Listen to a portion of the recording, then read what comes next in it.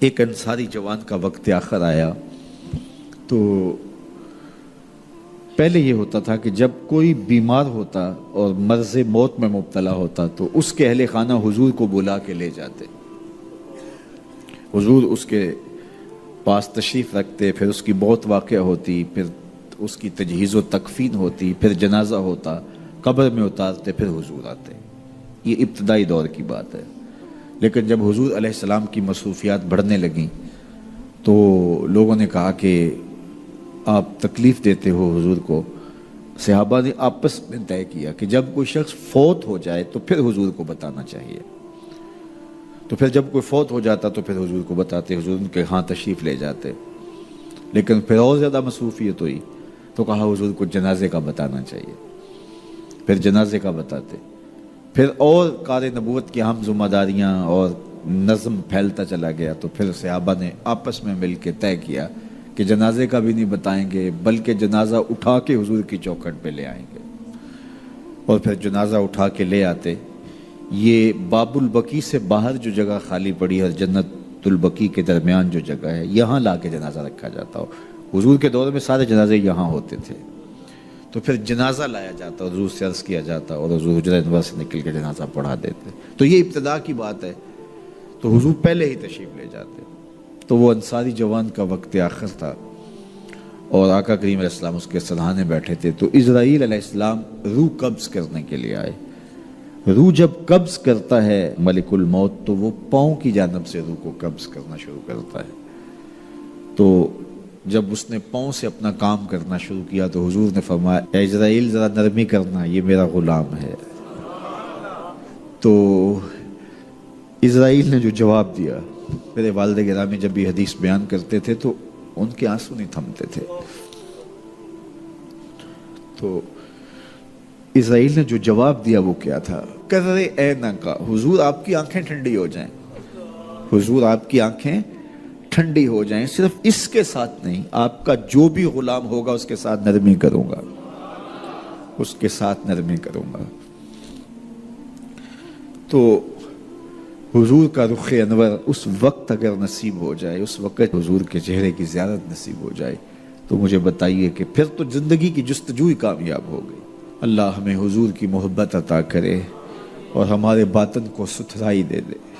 کاروبار بھی ہیں، بچے بھی ہیں، بچوں کے مسائل بھی ہیں، بچوں کے رشتوں کے معاملے بھی ہیں، اور بھی بہت سارے معاملات ہیں جو ہم سب کے ساتھ پیش ہوں گے، لیکن ہماری سب سے بڑی ترجیح یہاں بیٹھنے کی صرف اس کو راضی کرنا ہے۔ میرے مالک ہمیں ایسا کر دے کہ تو ہم پہ راضی ہو جائے، ہمارے باطن ستھرے کر دے، ہمارے اندر کی غلاستیں دور کر دے، ہمارے اندر کی گندگیاں ختم کر دے، حسد سے، حقد سے، بغض سے، کینے سے، نفرتوں سے ہمارے من صاف کر دے، اور اللہ دین کا کوئی کام ہم سے لے لے۔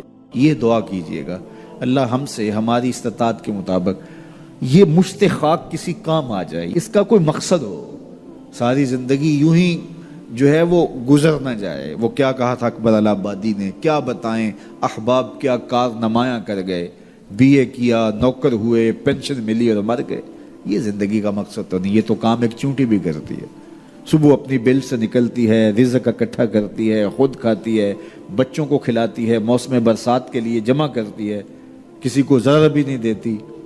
اور یہی کام انسان کا ہو، صبح کام پہ نکل گیا، شام آ گیا، سو گیا، چلا گیا، تو پھر کیا فائدہ؟ اشرف المخلوقات کا ہے۔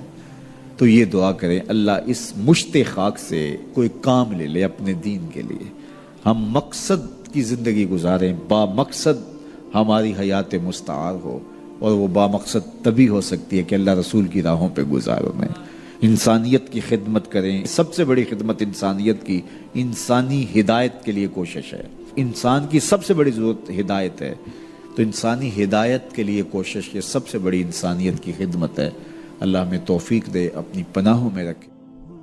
ابھی مسلمانوں پہ دور تھا تو مسلمانوں کی حالت یہ تھی۔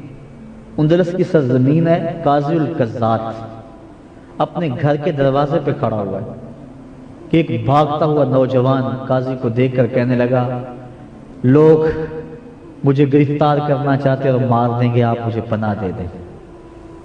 قاضی نے اس کالے رنگ کے نوجوان کو دیکھا اور پھر کچھ سوچا اور اس کو اپنے گھر میں پناہ دے دی. کہا تجھے میں امان بخشتا ہوں.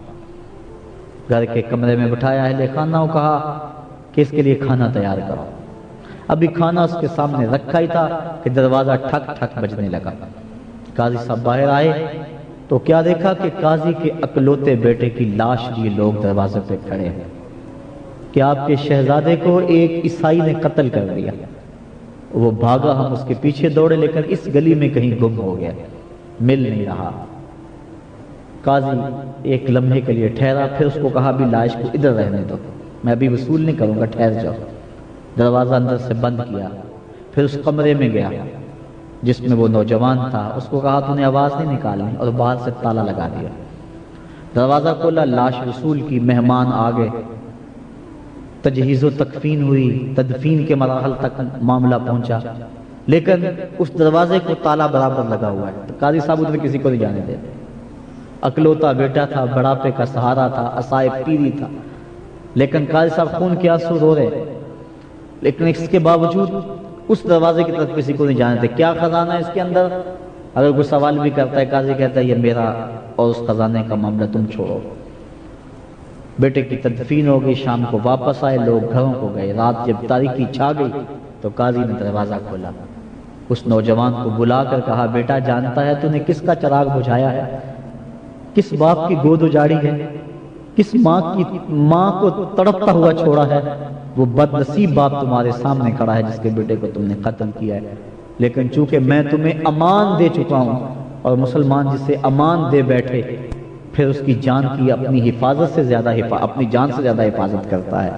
جاؤ رات کی تاریکی میں نکل جاؤ. اگر مسلمانوں نے پکڑ لیا اور میرے پاس لے آئے، گواہ پیش کر دیے، تو میں پھر سزا دینے کا پھر حقدار ہوں اور مجبور ہوں گا تمہیں سزا دینے کے. لہٰذا تم رات کی تاریکی میں چلے جاؤ. جب ہم اندلس کے حکمران تھے یہ ہماری حالت تھی، اور آج گوانٹا ناموبے کے جیلوں کے اندر کیا کچھ ہو رہا ہے.